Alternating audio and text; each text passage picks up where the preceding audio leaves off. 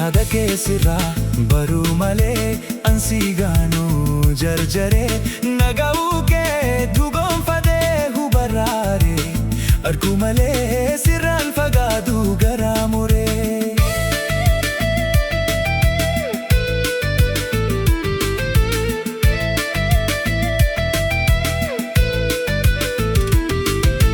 Ol kaa'ee dhaabee gabaa'ee deemu tokko lamaami kanatti daamu namu waa'ee kee toltuu hin himu gariin hamtuun hin waamamu hagafadee jijjiiramu gurii kee kan duriitti miti kan odeeffamu.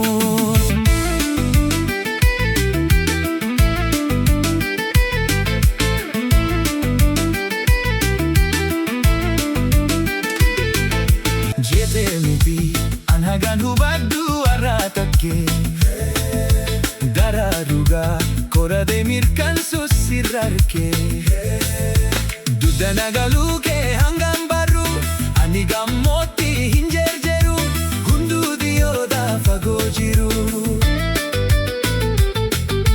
Dudda nagaluu kee hangam barru ani gammootti hin jerjeru hunduu dhiyooda fagoo jiru.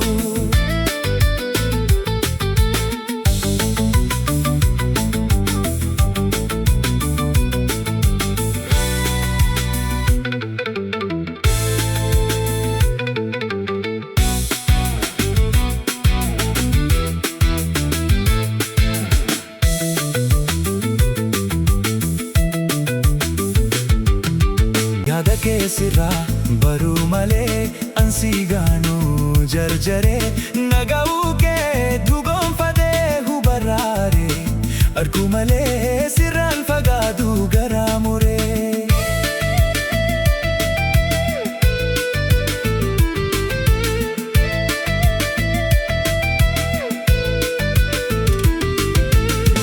Duris bortaami keenya jalaalti fadii magarte nafsi jiduuti wajin fitaane abba achiiti eegas marii waraadakee buna jimaa geseenakee guduunfaa qabsaa bulee gandaa tolee olannu beekee.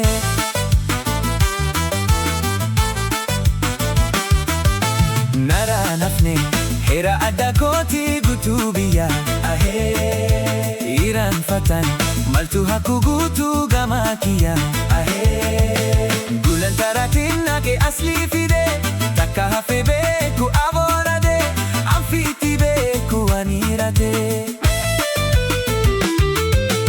Gulan taratiin nage aslii fide takka hafe beeku aboorade anfiitti beeku anirate.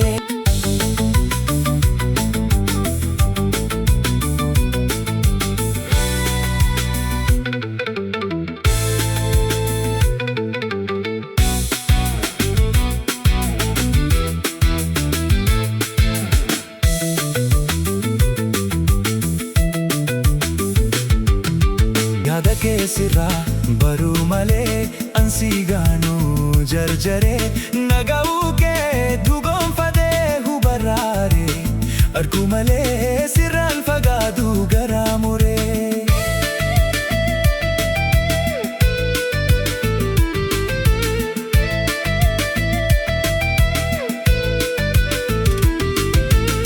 Regeensi eegee kadiimumaadan mana jaare jaaye dafee yaaroodan bultii gadaabuun taa'ee abdiidhaan osoon guyyaa laakaawwadee taara dabbii fudaa jaa'ee maal dageessi maalumaa si harkatti dibee ta'ee.